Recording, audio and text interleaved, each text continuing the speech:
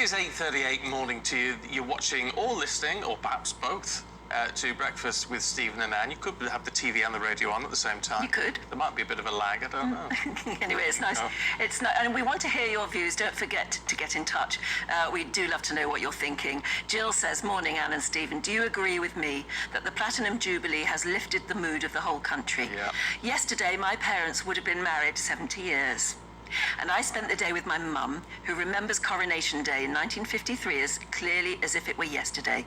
Thank you for a great show, and have a good weekend too. Yeah. Do you know, as well, watching the Queen on the balcony and watching her become a little more frail and leaning on her stick and everything reminds you of your own parents, doesn't it, a lot? Because my mum was born exactly the same year as the Queen as well. And although she's no longer with us, sadly, the Queen is, and you look at her and think, Yeah. it just makes gives you that sense of older people and family, doesn't it? Yeah. Oh, that's nice. Clive says, so good to see you guys on the TV this morning. Love the show, thank you. I was on my own yesterday and watched GBNEWS all day. It was great. I did start off on another channel, but didn't like it. So I stayed with what I know and trust. Well, that's nice to know. Very emotional at times. Don't mind saying I had a little cry. And that's fair enough, Clive. I can understand a lot of people doing that, actually. Yeah. Well, I started off the day, you know how when there's an enormous royal event or something like that, you tend to think the BBC is going to be the go-to place to watch anything, but just because of tradition, because it used to always be, I have to say, GBNEWS. So outdid every other channel, because I was channel hopping. I'm a professional. I was just interested to see who's got what. I have to say GBNEWS was out and above the best. No doubt about it. And I was objective yesterday. I wasn't part of the team yesterday. I was at home. Yes. And it was lovely. So there you are. Which is why you said that answer as I was on. Yeah. That too. Well, I'd be worried. No, but it's nice, isn't it? If you're watching, it's nice to have an objective opinion that still sort of goes with the flow. Stephen says, good morning, Stephen and Anne. I am intrigued to know what on earth is that machine between the pair of you that you seem to be fiddling with. It controls the words. There it is. Yeah. Oh, We're meant to hide it. The boss doesn't like us. The boss doesn't like seeing it, but it's too big to hide. Sorry, boss. Yeah. It's but we have words that we can follow, and it twiddles them up and down. Yeah. So we know where we are in the programme. Otherwise, we wouldn't know what was coming next. No. As I can tell you, because it says right in front of me, let's take a look at today's front pages. So let's do that, should we? The Times says a beaming Queen gets her party started as the first day of Jubilee celebrations began yesterday. Yeah, the Express says incredible, showing an image of the mall packed with crowds. The Mirror says, wow, what a racket, great granny. Gang they call her, apparently. Really? As Prince Louis covers his ears for the flypast. Oh, that's a good subject. What do you call your gran? Anyway, the Eye calls her a history maker as she becomes the first British monarch to mark 70 years on the throne. That's a good one, though, to ask you is, what do you call grandma in your family? Because lots of grandmas have funny names, don't they? Yeah. Gang is quite a well-known one. I mean, there's the nanas, and my mum was known as Bobo to my children. Bobo. Oh. Don't know why. I had Nana and Grandma. Yeah, but then if you have two sets, you often call one set Nana and Grandpa, or Gran and Grandpa, or whatever. Yeah. Anyway, if you've got an unusual name for Grandma, do let us know. Great Grandma she is as well to Louis. Yes, let's find out what Great gang. Butterworth of the Eye and journalist and broadcaster Nabila Ramdani make of it all. Good to see you both this one. I'm going to ask you, Nabila, in France then, what do you call a grandmother or? Grand-mère. Mm-hmm. Sounds very nice. That sounds very formal. There must be shorter versions. I call my mum Maman and my grandmother Mama. Mama. Oh, that's interesting. That's quite nice. What about you? Did you? Grandma. Yeah. She's watching today, Myrna. She's watching. Excellent. Morning, grandmas everywhere, and particularly great grandmas as well. Nabila, Harry and Meghan in the Mail. Yes, indeed. Harry and Meghan's comeback, public comeback anyway, since their decision to leave the UK in 2018, but no sign of peace yet. That's what Richard Kay writes about in the Mail. There was always going to be questions about whether the Sussexes come back would, they would hijack the limelight or upstage anyone. And I have to say, they came across very much as a very small sideshow. And as Richard writes in the Mail, they still managed to edge into sight through an open window where they had a VIP viewing of the trooping of the colour from the Horse Guards parade. They were pictured offering a playful shush as they knelt down to share jokes with Princess Anne's grandchildren. But don't you feel that's a bit mealy-mouthed of Richard Kay in the Mail?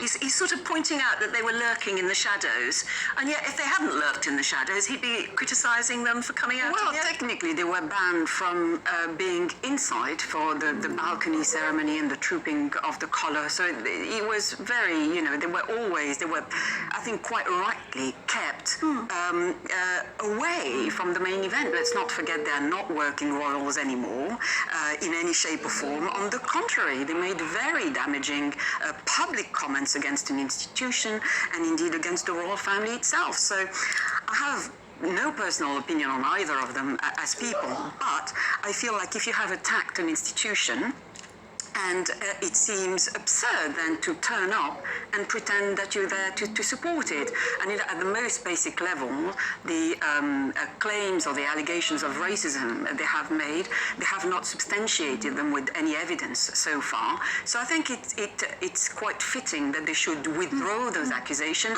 in order to be back in the fold in some way. I just think it's not. I mean, he sort of says, they sort of got snuck into the limelight in a very small way. Well, only if you're a photographer with a massive lens on your camera. Well, it was a small way because they are, in the end, inconsequential pictures. They look rather awkward. They're effectively being put at the children's table. Oh, no, I thought it was all right, that, to be Well, honest. they come across as kids themselves playing with the kids.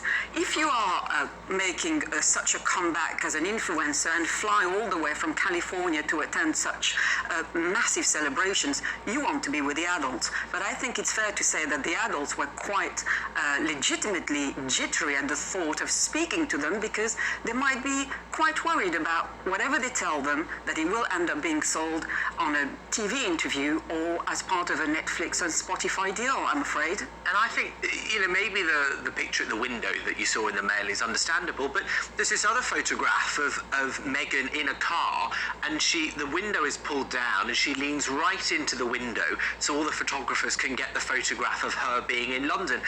Now, you remember they wouldn't come back to this country because they said they didn't feel secure. It was absurd when it was the Duke of Edinburgh's memorial, as if, all the heads of state of European monarchies were there. I'm sure they would have been safe. But I tell you what, if they were that worried about security, she wouldn't have rolled the window down in public.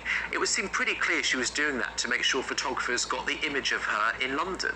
Oh, And I think I'm not that cynical. It's quite ironic that they were pictured telling the children to shut up when they have been told to shut up for months. That's a good one, yes. True. It's very difficult to know, isn't it, whether to sort of forgive and forget. You don't mind forgiving and forgetting as long as they don't do any more. And I suppose as long as there is some contrition. And that's the thing, let's not forget, Prince Harry has a book coming out later this year. So maybe the Queen is hoping that this can iron out some of the problems, and maybe he won't be as remarkable as he could be in that book. But the other story I've got here is that one person that wasn't invited was Kim Kardashian. I don't know if you've seen that. I saw She that. wasn't invited. No. Well, thank heavens for that. She asked for an invitation, didn't she? So you've got a big concert at outside Buckingham Palace on Saturday night, and you've got Diana Ross, Elton John, all those performing.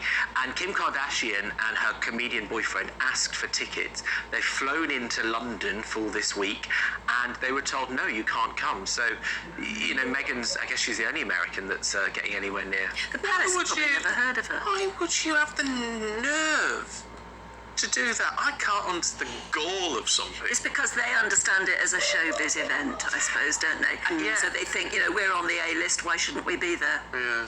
But I think, this idea of the royal family looking like the Kardashians, which is kind of what Harry and Meghan have done to it a little bit with the Netflix and Spotify and the rest of it, you can understand why the royals wanted to be a million miles from that. There are plenty of celebrities that are welcome to attend that. Julie Andrews will be in the audience, all sorts. Oh, she gave a lovely video message as well Did to she? the Queen. Oh, I love Julianne. I know. She gave a lovely video message to the Queen. Nice. It was really moving.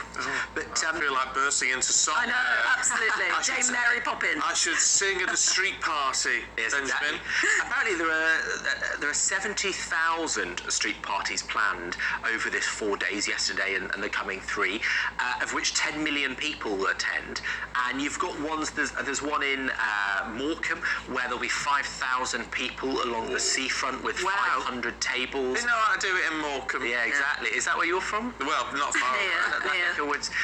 You've got them all over the country, and I just think, I said it in the first 6:31 we did, but in many ways, the idea of the monarchy and the Queen is ridiculous. Of course it is. If you write it down on paper, you'd think, what on earth are you thinking? But it is basically the only thing that will get all these communities around the country, 70,000 streets. That's true. Over this weekend, will have the elderly and the young and the often lonely sat together. They wouldn't do it for a Prime Minister or a President, would they? No, and you wouldn't even do it for something like the Olympics, right? You wouldn't get this scale of community. And, the whole thing might be ridiculous, but I think for that joy itself... It's melodramatic, but it's meant to rise above politics, to unite people. Yeah, that's the thing, I think, rising above, because everything else in society and how we're ruled and governed is split, isn't it? As people vote, if you happen to vote for the party that's in power, well, great, but lots of people don't, of course. Well, that's right. You have to like the royal family because nobody voted for them. Voted for them. And you're right about the history thing, because there are 2 people left in this country who are Edwardians, and I tried to interview them both. What? Sadly, one of them was sick.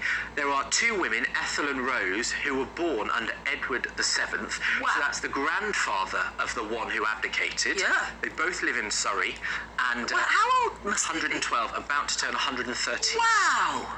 So there are 2 Edwardians still alive today who have seen 5 monarchs. That is amazing. It really is. I was talking to one of our guests yesterday down at the palace, just saying, you think the Queen's been on the throne for 70 years.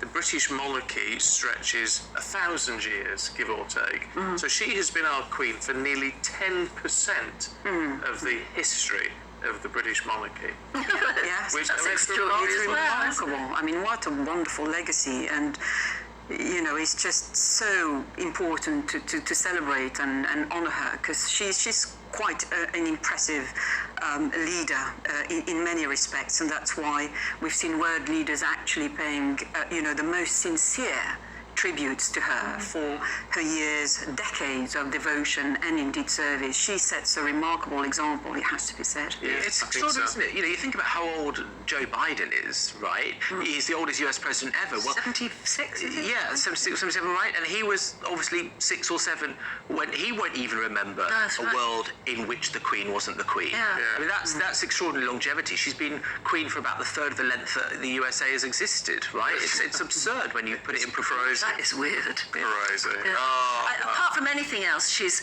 allowed us to talk about good news almost entirely throughout the programme this morning and all of yesterday. And we need that sometimes, don't we? Sometimes we We do. know there are terrible things happening in the world, and cost of living crises and all the rest of it. But you can submerge yourself too much in doom and gloom, and the Queen has lifted us well above all that. she has. Just for a while. She has. Look, we've got to leave it there, Nabila. Benjamin, thank you. Thank you very very much. indeed.